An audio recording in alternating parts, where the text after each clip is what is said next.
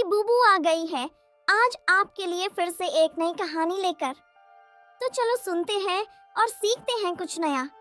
एक गांव में एक किसान और उसकी पत्नी रहते थे। एक दिन किसान अपने घर में कहीं से एक नेवले के बच्चा लेकर आया। उसकी पत्नी बहुत खुश हुई और दोनों उसे अपने बेटे की तरह पालने लगे। धीरे धीरे नेवला बड़ा होने लगा। कुछ दिनों बाद किसान के घर एक नन्हा मेहमान आया। अब नेवला और बच्चा दोनों साथ बड़े होने लगे। लेकिन किसान की पत्नी ने एक दिन किसान से कहा, अजी सुनते हो, मुझे अब नेवले से डर लगने लगा है। किसी दिन मैं घर पे न हुई तो नेवला हमारे बच्चे को नुकसान न पहुंचा दे। किसान ने कहा, अरे भगवान, ऐसा कुछ नहीं होगा। देखो दोनों कितने प्यार से एक साथ रहते और खेलते हैं। किसान की पत्नी शांत हो गई, लेकिन शायद किसान के मन में भी ये डर बैठ गया। एक दिन दोनों को किसी काम से बाहर जाना था। उन्होंने सोचा कि ज्यादा देर नहीं लगेगी और बच्चा सो रहा है तो हम जाकर आ जाएंगे। तब तक नेवला उसकी देख रेख करेगा।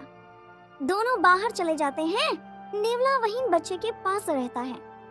तभी एक खतरनाक सांप घर में घुस जाता है। नेवला सांप को देखते ही अपनी जान की परवाह किए बगैर उस पर हमला कर देता है।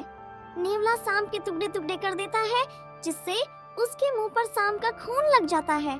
अब नेवला घर के दरवाजे पर अपने मालिक का इंतजार करने लगता है। दोनों पति पत्नी दरवाजे पर पहुंचते ही नेवले के मुंह पर लगे खून को देखते हैं। उन्हें लगता है कि नेवले ने उनके बेटे को काट लिया है और दोनों एक लाठी से नेवले को पीट पीट कर मार देते हैं। जब वो घर के अंदर जाते हैं तो देखते हैं कि उनका बच्चा आराम से सोया है और पास ही एक मरा हुआ सांप है। खून देखकर वो पूरा माजरा समझ जाते हैं और नेवले के पास आते हैं, लेकिन अब तो बहुत देर हो चुकी होती है और उनके हाथ पछतावे के सिवा और कुछ नहीं आता।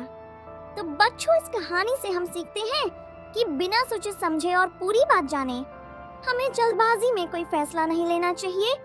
क्या पता हम जिसे गलत समझ रहे हो वही हमारा सबसे बड़ा रक्षक हो। तो बच्चों, ये थी आज की कहानी।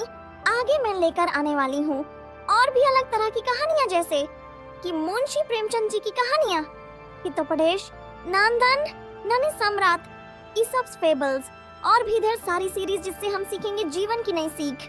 तो बने रहना बचपन लैंड पर। लाइक और सब्सक्राइब करना ताकि आगे और कहानियाँ लेकर आ सकूं। तब तक खूब पढ़ना और खेलना।